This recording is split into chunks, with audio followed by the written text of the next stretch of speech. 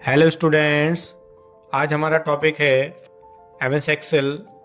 MS Excel के अंदर students आज हम आपको बताने वाले हैं double V lookup with employee code. हमने पिछले वीडियोस में सिंपल डबल वीलुकअप सीख चुके हैं। आज का हमारा टॉपिक है double V lookup with employee code. तो मैंने पहले से ही डेटा बनाया हुआ है। तो स्टूडेंट्स देखिए आपके पास डेटा है। अब देखिए इस डेटा को मुझे यहाँ पे पहले शीट पे लाना है। आप चाहो तो इसे दूसरे शीट पे भी निकाल सकते हो। तो मैंने पिछले वीडियोस में आपको बता चुका हूँ कि यहाँ पे नेम होना चाहिए, लेकिन इस बार देखो क्या है, यहाँ पे आपका हो सकता है डेटा और दूसरे शीट में ये डेटा हो सकता है, लेकिन मैं पहले शीट में ही दोनों को लेके काम कर रहा हूँ। डबल वैल्यू का मतलब दो जगह से डेटा उठाना है, यहाँ से और यहाँ से। और इसमें देखो हम कैसे करेंगे।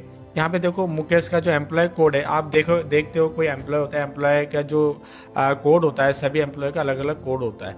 और जैसे आप कोड का नंबर यहाँ पे डालते हो उसका पूरा डिटेल आ जाता है। तो आज मैं वही बताने वाला हूँ और आपके लिए बहुत ही यूजफुल होने वाला है। तो वही सेम प्रोसेस है। मैंने यहाँ पे ड्रॉप डाउन यूज़ करेंगे। सबसे पहले ये जहाँ पे ड्रॉप डाउन यूज़ करना उसको सेलेक्ट किया। इस बार मैं ड्रॉप डाउन पे नेम नहीं, एम्प्लॉय का कोड यूज़ करूँगा। जितना हमें चाहिए उतना मैंने सेलेक्ट किया। उसके बाद मैंने डेटा वैलिडेशन में गया। ये प्रोसेस आपको मैंने पिछले वीडियोस में भी बता चुका हूँ। स्टूडेंट्स देखिए इस बार मैंने एम्प्लॉय कोड ले लिया। ओके, तो आप देख सकते हो यहाँ पे एम्प्लॉय कोड हमारे पास आ गया है। अब अगर मैं आपसे बताता हूँ कि आप यहाँ पे निकालिए, तो स्टूडेंट्स मैं दावा के साथ कह सकता हूँ कि आप निकाल सकते हो, क्योंकि आपको पता है कि यहाँ पे फॉर्मूला कैसे एग्जीक्यूट करना होता है। बट यहाँ पे थोड़ा सा चेंजेस है। क्या है मैं आपको बता देता हूँ। देखिए आप is equal to VLOOKUP tab and VLOOKUP tab मैंने दो बार क्यों लिखा है, लेकिन 1 और 2। उसके बाद लुकअप वैल्यू का है स्टूडेंट्स। यहाँ पे लुकअप वैल्यू इस बार कोड आ गया, पिछले बार नेम था, इस बार मैंने कोड का सेल नंबर ले लिया G17 ये सेल नंबर है, कॉमा करते टेबल एरे। तो मैंने इस टेबल एरे को सिलेक्ट किया। अब मुझे स्टूडेंट्स एक बात बताइए, पिछले बार आपने यहाँ पे क्या डाला था? यहाँ पे 1 डाला था।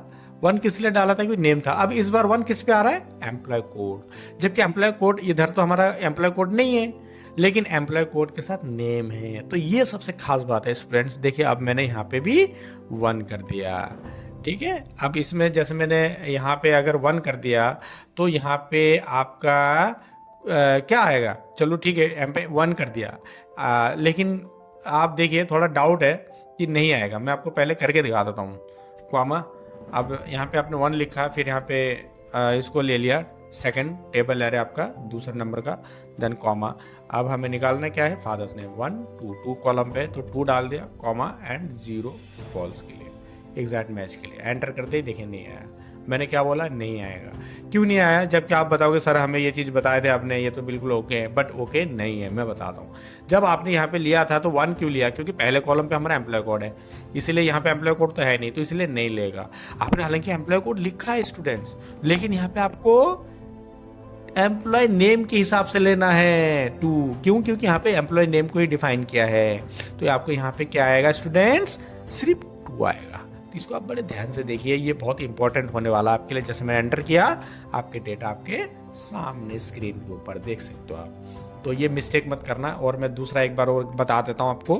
देखिए employee lookup value and second time lookup value. Second time क्यों? क्योंकि 2 बार निकाल रहे हैं। उसके बाद लुकअप 2 बार विलुकअप लिख के लुकअप वैल्यू हमारा एम्प्लॉय कोड है।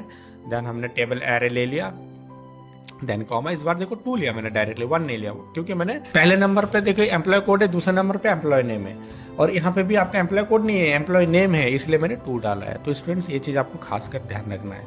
फिर मैंने कॉमा किया, फिर टेबल एरे ले लिया। अब देखिए टेबल एरे लेके मैंने कॉमा किया।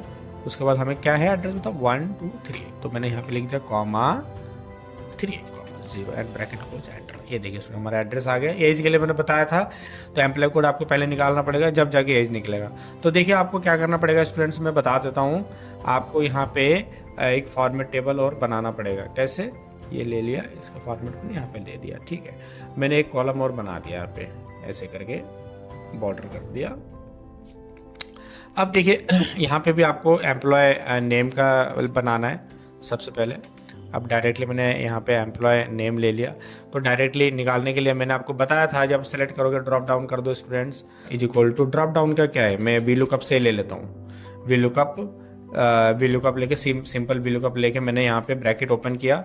ड्रॉप डाउन छोड़ो, यहाँ से मैंने ले लिया टेबल लुकअप वैल्यू हमारा है G17 comma then table array, table array हमारा कहाँ से, ये आ गया टेबल एरे, देन कॉमा, फिर मैंने देखो 1 के यहाँ पे 2 ले लिया, 2 कॉमा 0, 2 किस ले लिया मैंने, क्योंकि मुझे सेकंड नंबर का निकालना है। तो स्टूडेंट देखो रोहित आ गया। अब आपका एज बड़े आसानी से निकल जाएगा, यहाँ पे बस सिंगल तरीके से आप निकाल सकते हो।